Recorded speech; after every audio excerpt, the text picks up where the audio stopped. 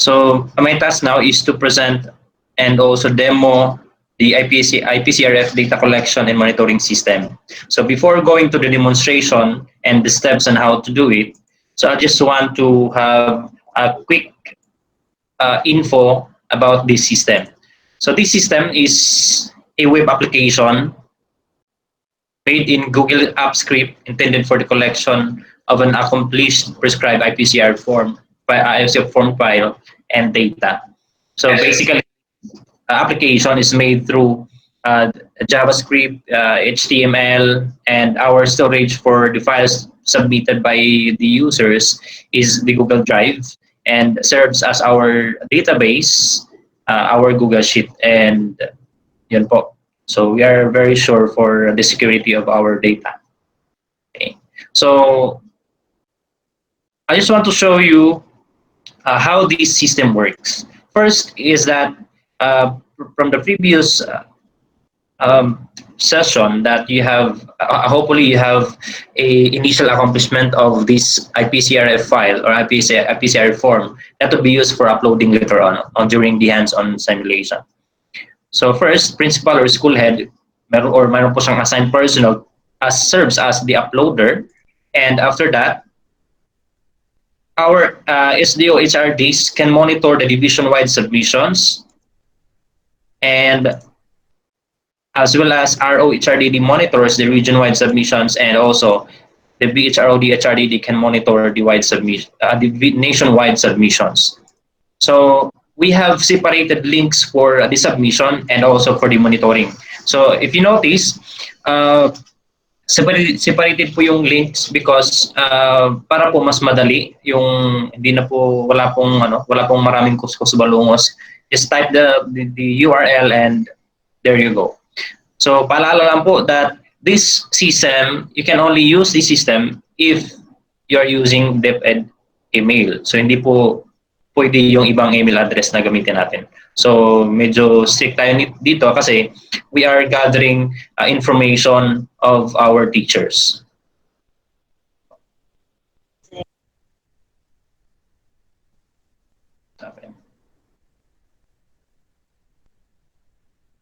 So these are the quick steps on how to submit or how to access and submit the complete IPCRF form. So first is you need to open the link provided. So yung link nandyan sa baba, you can use that. You can reserve that link because that link will be served as our or will be used during the simulation process. Okay. So once you open the link and it will ask you your login details. So first is you need to type your DepEd email and provide your password. And if you're done, and it will prompt you this window. So this is now the interface, the primary interface of our data collections or IPCRF data collection system. So wherein it displays in compliance with Data Privacy Act and also what is the purpose of this system. So if you notice there, we have the upload IPCRF file here and view submissions. So this interface, or the uploader can browse the files and view the submissions. So first is this upload IPCRF file here. And so you need to click the IPCRF or the upload IPCRF file, and during sa rollout po natin, we will instruct the schools that they will organize their files para during the uploading hindi po sila mahihirapan. Okay? So as of this time, okay, now after clicking the upload IPCRF file here, so it will prompt you a dialog box wherein it will serve as a new window and search the directory of those IPCRF files. So, yan. So as of the the batch 2, mayroon pong nagtanong na pwede po ba na batch uploading. So this system for now is accepts individual uploading of the file. So mamaya I will explain kung bakit siya. Okay. So the system has different conditions to meet. No? If you did not meet the condition, then meron pong mga warnings na lalabas. So if your file is complete and finalize all the parts of it, no, kanina sinabi ni Sir Kevin na you need to finalize COT part 1, part 2, part 4. So yun yung mga condition na dapat i-meet po natin bago po lalabas yung success. Kasi pag hindi po na-finalize yung part 2, okay, the system detects that that part 2 is not finalized. So all you have to do is to return the file and inform the rater that he or she must finalize the file. And pag na-finalize na niya, then resubmit and rebrowse that file again. Okay? Yan. So another warning is that the version error. So as Sir Carlos said, that you need to download, or the teacher or the school or yung assigned rater will download the latest version, because there are some updates on that file. So if you're using the old version, system also detects that that is an old version, and it will not allow or will not accept the file browsed. Okay. And another one is that, okay, I'll just go back a little bit. So if the system detects that you're using old version of the eIPCRF file, so it will prompt you to download the latest version. Just click download file and fill up, finalize, and encode, finalize, and browse again. Okay. So file error. So there are some cases when you browse the file, when you click the upload, it will the default is it will search the .xlsm file, wherein that is the prescribed extension for our file.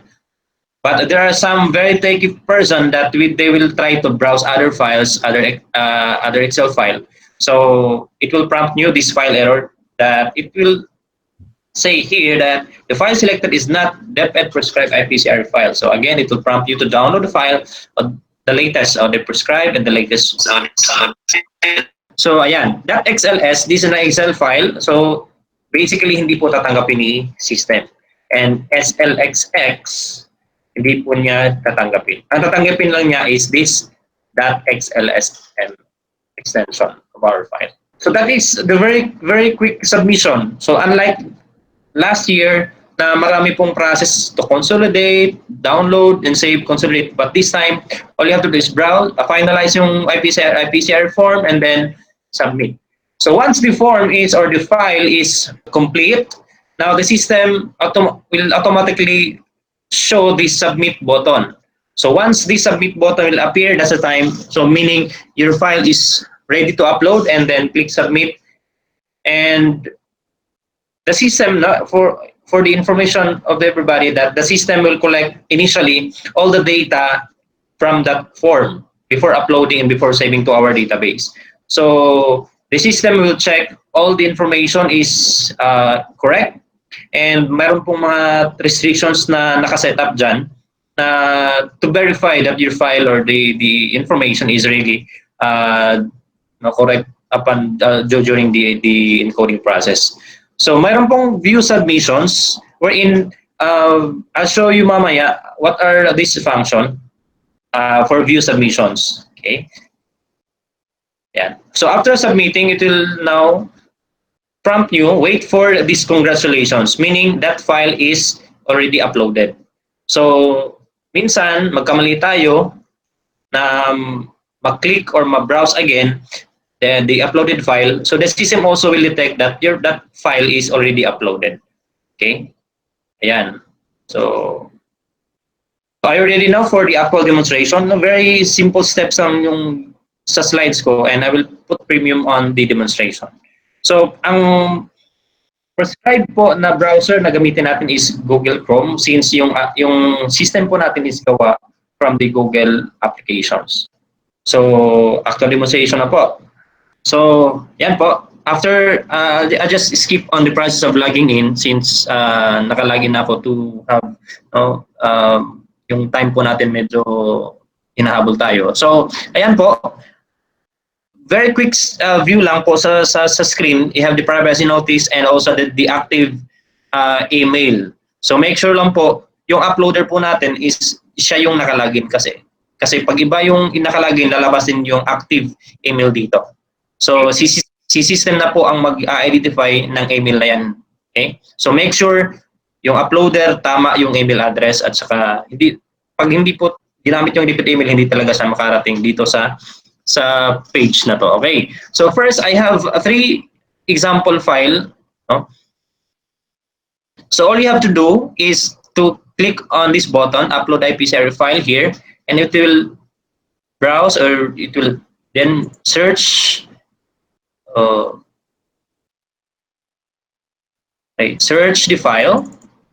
So I am now browsing sample file unfinalized. There are some part of the eIPCRF file na hindi po siya na-finalize. Either part 1, either part 2, or part 4. So we'll try kung anong lalabas dyan okay? So yan.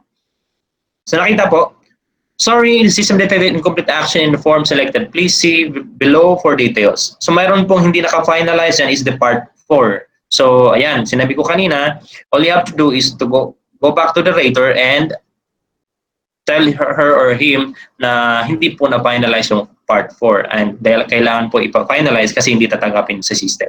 Okay? So once click OK and finalize that file. So ayan.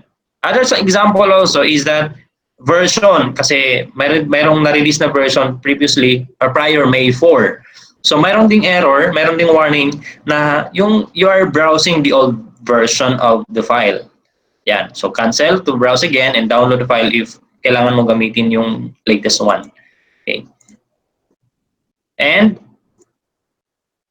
another one is that we'll try this if this example number 3. Okay. So pasado po sa first warning. Ayan. Yan. So meaning this file is finalized and ready to upload. So and also hindi pa po na-upload ang file na to. So we'll try to upload this. Okay? Okay? And as what I have said, mayroon pong submit button na lalabas automatically. So click submit and we will just wait. Okay, uploading. Please wait. System is uploading your file. So sinesave po yung file mismo at saka yung data ng or laman po ng file doon sa database at saka doon sa storage na Google Drive natin. So we will just wait for this dialog or for this warning, for this alert na congratulations, your IPSF data has been uploaded successfully. Okay? So now, after submitting it, mayroon pong submit data and view submission list. Okay? So before the view submission list, upload ako, halimbawa ako yung uploader, i-upload ko ulit, mag-upload ako ulit ako ng file ng teacher. So this time, I will try to browse again the file that I just have uploaded earlier. So, browse ko siya. Okay. So, ano pong lalabas? So, correct ang version, tama po yung extension. So, ganito po yung lalabas pag ganun yung na-meet yung condition. But, ayan, mayroon pong isang warning na the selected file is already uploaded. Please check your file. Okay. So, it negates the redundancy of the file to be uploaded, no? So we just make sure na lahat po ng file wala pong magkakadoble doon sa loob ng storage natin. So we are very sure na lahat po ng nasa database na nakalista ay they are unique and authentic file or data uploaded. Okay? So yun po. So next is that view submissions. So dito makikita mo, okay, once you click view submissions, please select first your region. Okay, select muna yung region kung saan ako. Okay. And, wait, I'm using region 11, Davao region, for my sample files. Okay. So, I'll just click, after clicking my region, click view. So, system now is loading all the lists you submitted. Okay. Now, system found five records you submitted. Okay, paalala lang po, in this portion, the list you are the list being displayed here, yung sinubmit mo lang. So halimbawa sa isang school, mayroong 3 uploader, hindi mo makita yung in-upload sa isang uploader. So yung sinubmit mo lang. Yan. Yun po yung mga restrictions dito. Now, nandyan, mayroon pong nakalagay submissions, meaning you have 5 submissions. Nakalagay yung region, yung division mo, at saka yung school ID and school name of your school. Okay? To make sure na nasa tamang school ka. Kasi minsan nagkamali tayo and minsan hindi na natama yung mga mali natin. No? So, ayan. Okay, ayan. Now, you have the action, na mayroon kayong action na to delete. Example, may mali na finalize pero mayroon palang nakalimutan, may COT pala yung isang teacher na hindi niya nalagay doon. Halimbawa, may COT1, COT2 lang, tapos mayroon pa palang COT3. Example lang, no, those scenario. Example lang yan. So, pwede niya, na-upload na siya, and you are going to browse again that file of the teacher. Hindi tatanggapin ni system kasi nandito na siya. So, all you have to do is that delete that file, no? Kanina. So, halimbawa kanina ito yung in-upload ko. So, I will now delete this, okay? So, the system asks you, are you sure na you want to delete? So, automatic po si system mag-i-delete na yung file uploaded sa Google Drive and yung data ni teacher sa Google Sheet sa database po natin. Okay? So, yes, delete it and wait for the mayroon pong lalabas dyan mamaya. Okay, wait. Ayan. So, meaning, deleted na po yung file na yan. Okay? So, we'll try if that file is deleted and pwede na ba mag-resubmit si uploader. So, ayan. So, 4 na lang, kanina 5. So, we'll click submit data and browse natin ulit yung file ni teacher na mayroong revision. So, ayan.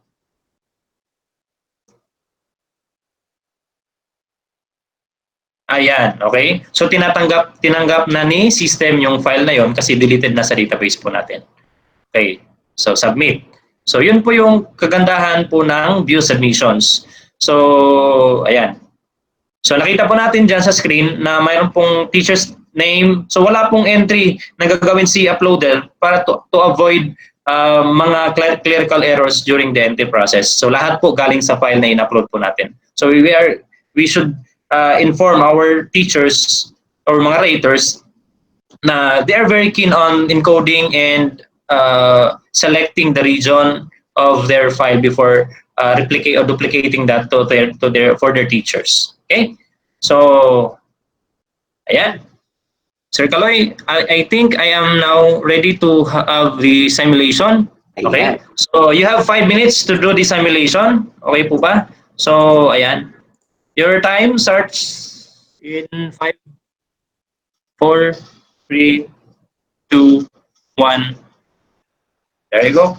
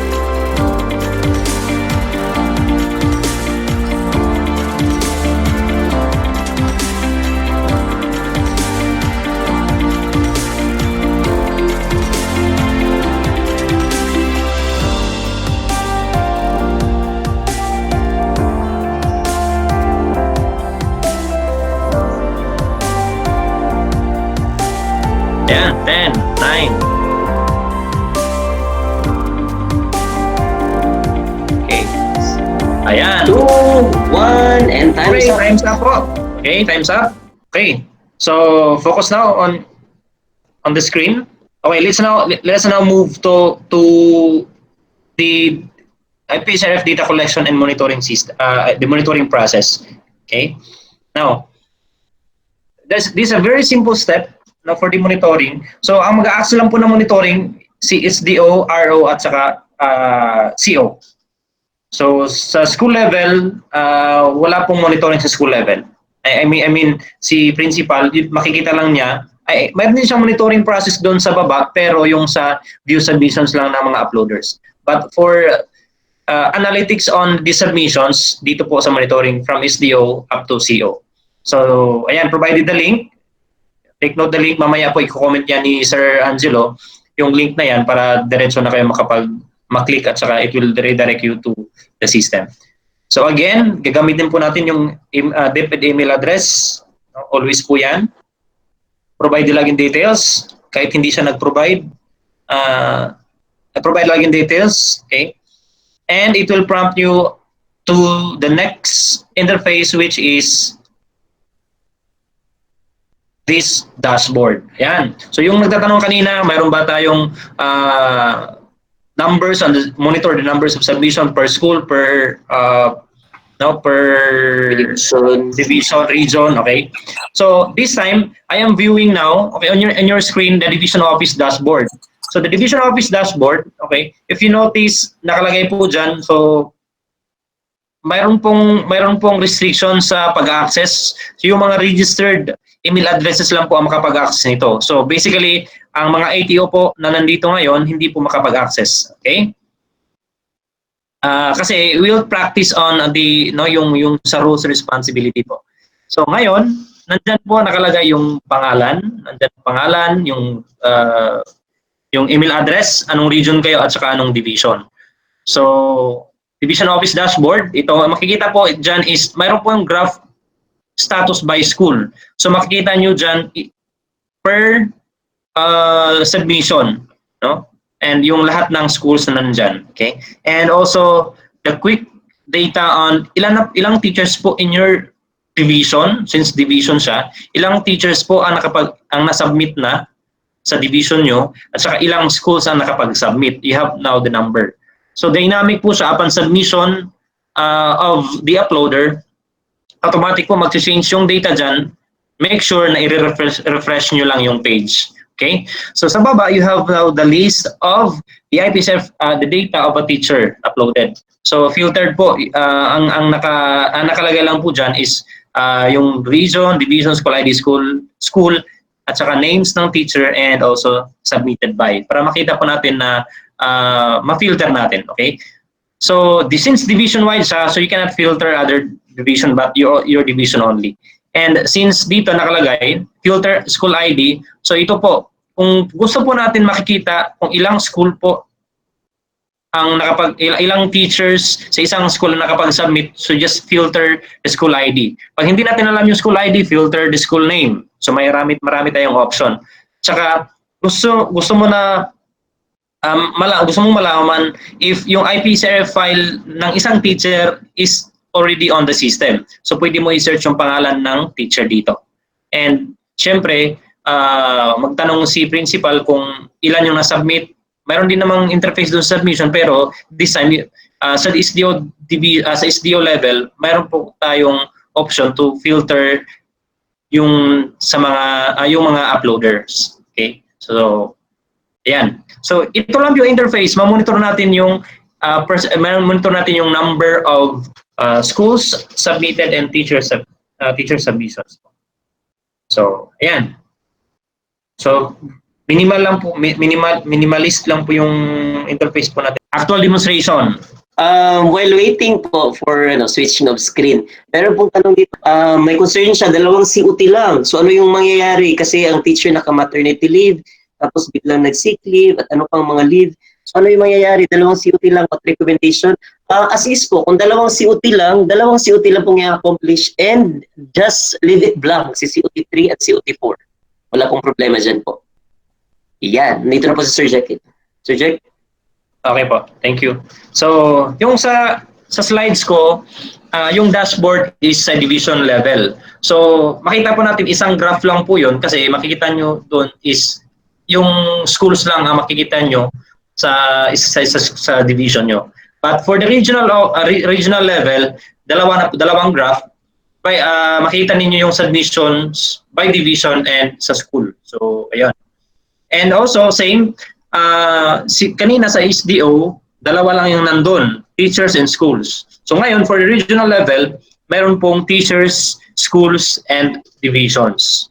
So ilang teachers ang nakapag-submit within your region, ilang schools ang nakapag-submit within your region, at saka ilang divisions ang nakapag-submit within your regions. So the same process, meron din pong filter sa regional office to filter yung submissions po.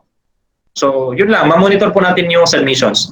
And once you're going to hover or ipo-point nyo yung mouse dyan sa graph na yan, makita nyo, halimbawa, si Samar City, ilang submissions, just hover and it will display the number of submissions within Samar City. 4. Davao naman is 1. For sa school, si Sample ES, isa, at saka si Angel Villarica Central School, 4. So yun po yung simple monitoring of the submissions. Ang tanong kanina, ito po ang hopefully ito yung or nasagot po yung katanungan mo by through this dashboard or through this monitoring system. Okay? So ayan, simple lang. Log in and there you go, you have the dashboard. Okay? So again, simulation. Ready? Sir Kaloy, simulation na po. Okay po, sige po, simulation po tayo. Ano yung makikita nyo in your dashboard after all the teachers have submitted their eIPCRF? So ang tanong ko dito while preparing, Sir Peter, ang tanong niya, who can access the monitoring site? Access denied kasi, hindi ko ma-open. As of the moment po, si HRDD Chief at saka si SGOD Chief with the HR SEPs and and supervisor, sila lang po ang may access niyan. And if you are the SGOD Chief po, right now, tapos di kayo maka-access, perhaps yung email niyo po na right now you are using is not the DepEd email. Kasi as of the moment, we already have enrolled the email ads addresses of the SGOD Chief and EPS together with the HRDD Chief of the region and the EPS po. Na doon na po sa monitoring site po natin yung mga email addresses. So yun po yung mga possible reasons kung bakit access denied po. You have 5 minutes to accomplish the dashboard.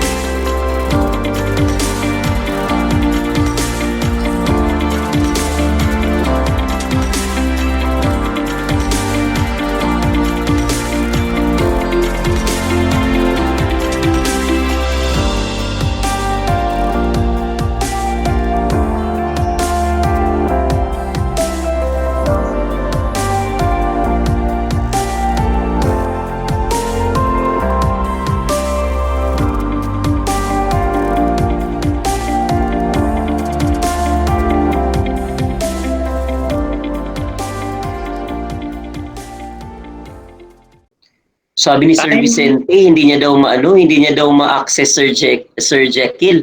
So pa-enlighten sila Sir Jekyll, ba't hindi nila ma-access? Okay. You're using same po sa sinasabi po ni Sir Angelo na registered po. So and also check your the email if that is a DepEd email or Gmail yung naka-active po diyan.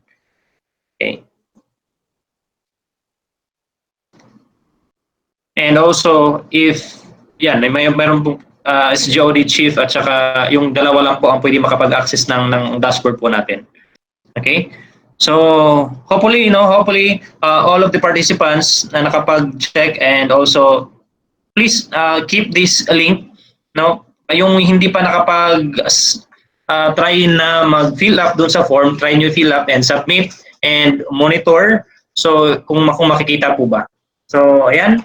So I think that is the end of my presentation. Thank you very much and have a great day.